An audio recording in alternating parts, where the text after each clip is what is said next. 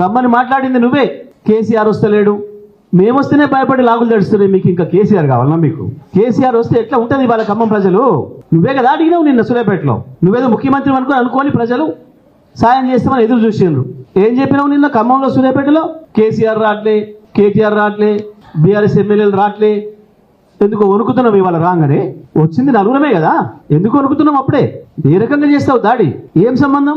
ఇక్కడెక్కడో ఉన్న councillor videos colony ఏరియాలో ఉన్న కౌన్సిలర్కి అక్కడ ఏం సంబంధం వచ్చి దాడి చేస్తాడు?